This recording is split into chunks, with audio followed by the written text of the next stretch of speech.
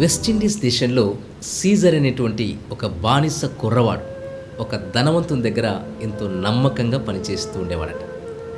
ఆ యవనస్తుడు కనబరిచినటువంటి నమ్మకత్వాన్ని బట్టి, యథార్థతను బట్టి ఆ బానిసత్వం నుండి విడిపించబడ్డాడు. అయినప్పటికీ అదే ధనవంతుని దగ్గర పనిచేస్తూ ఉండేవాడట. అంతేకాకుండా ఆ యువకుడు యేసుక్రీస్తు ప్రభువు వారిని విశ్వసించినటువంటి క్రైస్తవుడు కూడా. ఒకరోజు ఆ ధనవంతుడు ఈ యువకుడు కలిసి మరికొంతమంది బానిసలను మన పని కొరకు కొనుక్కుందాం రా అని బానిసలు అమ్మేటువంటి మార్కెట్కు ఇద్దరు కలిసి వెళ్ళారట. ఆ ధనవంతుడు తనకు కావలసినటువంటి బలమైనటువంటి బానిసలను కొనుక్కున్నాడు.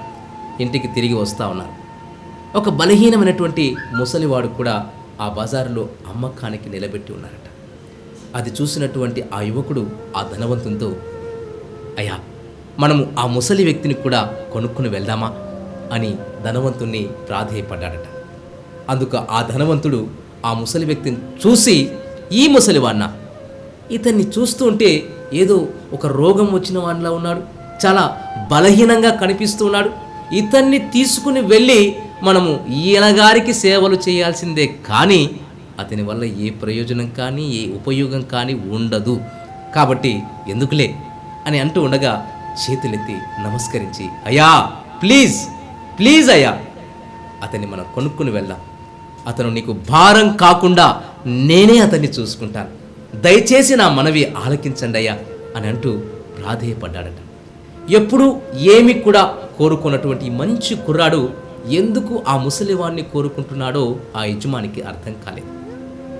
సరే, నీ ఇష్టం, అతని సంగతి మొత్తం నువ్వే చూసుకోవాలి, నాకు సంబంధం లేదని చెప్పేసి ఆ ముసలి వ్యక్తికి డబ్బులు చెల్లించి కొనుక్కున్నాడు ఆ యొక్క బానిస ముసలివాణ్ణి. కొంతకాలం గడిచింది. ఆ తర్వాత ఆ కుర్రాడు ఆ ముసలి వ్యక్తిని ప్రాణంగా ప్రేమించడం మొదలుపెట్టాడు. ఆ ముసలి వ్యక్తికి ఆరోగ్యం బాగా లేకపోతే ఆ యువకుడే దగ్గరుండి స్నానం చేయించడం, అన్నం తినిపించటం, కొన్నిసార్లు ఆ ముసలి వ్యక్తి మంచం మీదనే అన్ని పనులు చేసినా ఏమాత్రం చిరాకు పడకుండా, కోపపడకుండా ఆ కుర్రాడు ఓపికతో, సహనంతో ఆ ముసలి వ్యక్తికి అన్నీ ఒక కన్న కొడుకులా చేస్తూ ఉన్నాడు. ఇదంతా ఆ ఇంటివారు, తోటి పనివారు, అలాగే ఆ ఊరి జనాలు కూడా గమనిస్తూ ఉన్నారు. ఒకరోజు ఈ సకల పరిచర్యలు చేస్తూ ధనవంతుని కంటకు కూడా పడ్డాడు యువకుడు.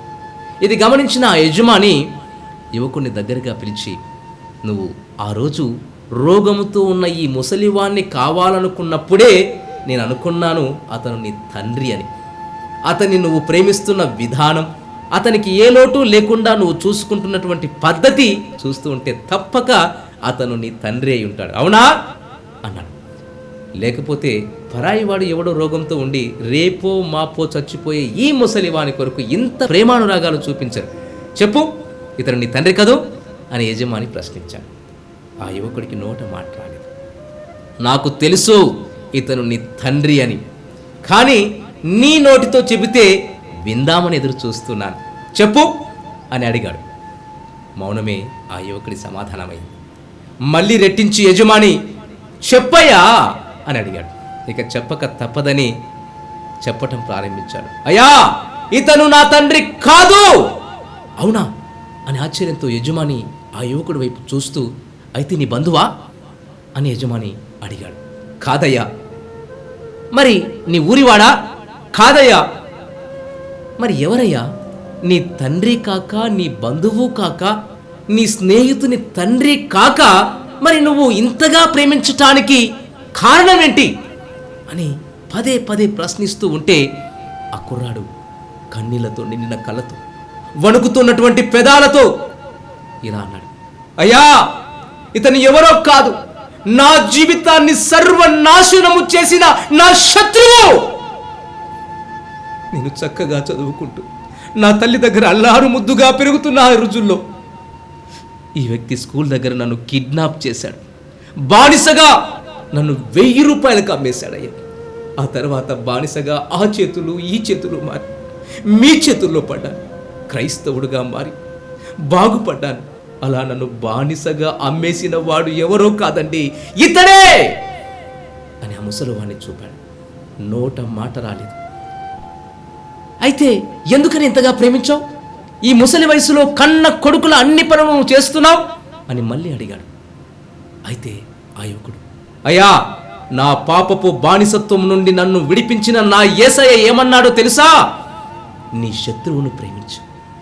నా కోసం తన ప్రాణం పెట్టిన నా యేసయ్య మాట వినాలని, ఆయన్ను సంతోషపెట్టాలని, నా శత్రువుకు యేసయ్య ప్రేమను చూపి క్షమాపణ తాను పొందుకునే విధంగా నన్ను నేను అప్పగించుకున్నానయ్యా అంటూ ఉంటే ఆ యజమాని కళ్ళల్లో నీళ్లు తిరిగి, నీ యేసయ్య ప్రేమ ఎంత గొప్పదయ్యా, నీ విశ్వాసము ఎంత గొప్పదయ్యా అని వెళ్ళిపోయాడట.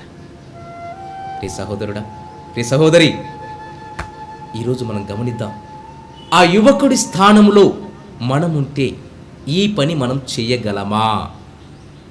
శత్రువుని ప్రేమించు, నిన్ను హింసించు వారి కొరకు ప్రార్థించు అన్నటువంటి యేసయ్య మాటలు నీకు జ్ఞాపకం ఉంటే ఇంకా ఎందుకు నీలో పగ, ఎందుకు నీలో ద్వేషం, ఎందుకు మనుషులతో అసమాధానం?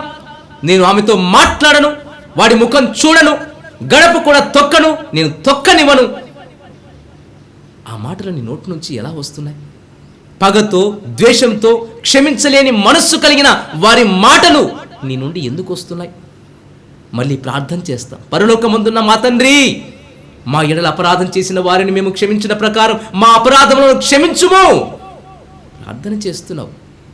మరి మన ప్రేమను చూపించకుండా మన హృదయంలో ఆయాసాన్ని, ద్వేషాన్ని పెట్టుకొని ఇతరులను క్షమించలేని నీవు ఎలా క్షమించబడతావు అని అనుకుంటున్నావు? రోమాపత్రిక 12వ అధ్యాయం 18వ వాక్యంలో అపోస్తలుడైన పౌలు గారు ఒక చక్కటి మాట రాస్తున్నాడు. సాధ్యమైతే ప్రతి ఒక్కరితో సమాధానము కలిగి ఉండుడి. మరి ప్రియ దేవుని బిడ్డ, ప్రియ సహోదరుడా, ప్రియ సహోదరి, ఈ రోజైనా నువ్వు ఎవరితోనైనా మాట్లాడకుండా, క్షమించకుండా, సమాధాన పడకుండా, నీ మనసులో కష్టాన్ని, ఆయాసాన్ని పెట్టుకొని అతనితో లేక ఆమెతో సమాధానం లేక జీవిస్తున్నావా? మనము శత్రువులను ప్రేమించబద్దులమై ఉండగా మన తోటి సహోదరుని, సహోదరిని క్షమించలేకపోతే, ఐక్యతతో, సఖ్యతతో సమాధానంగా బ్రతకలేకపోతే మరి నిజంగా నీ ఆత్మీయ జీవితంలో ఎంతగా కోల్పోతున్నావో, ఎంతగా నష్టాన్ని ఎదుర్కొంటున్నావో ఒక్కసారి ఆలోచించు. బైబిల్ సెలవిస్తుంది, మత్తయి సువార్త 5వ అధ్యాయం 23వ వాక్యంలో, నీవు బలిపీఠము మీద అర్పణము అర్పించుచు ఉండగా నీ మీద నీ సహోదరునికి విరోధము ఏమైనా కలదని నీకు అక్కడ జ్ఞాపకం వస్తే బలిపీఠం ఎదుటనే నీ అర్పణము విడిచిపెట్టి నీ సహోదరునితో సమాధానపడు. ఆ విధంగా చేసి నీ అర్పణ అర్పించు. అప్పుడు ఒకని ప్రవర్తన యెహోవాకు ప్రీతికరమగునప్పుడు ఆయన శత్రువులను సైతం మిత్రులుగా చేస్తాడు. ప్రభువునందు ప్రియులారా, ఈ సందేశాలు మీకు నచ్చినట్లయితే దయచేసి లైక్ చేయండి, సబ్స్క్రైబ్ చేయండి, పక్కనే ఉన్న బెల్ బటన్ నొక్కండి. ఈ సందేశాలను దయచేసి 10 మందికి షేర్ చేయమని ప్రభువు నామమున ప్రేమతో మీకు మనవి చేస్తున్నాం. Thank you. Praise the lord.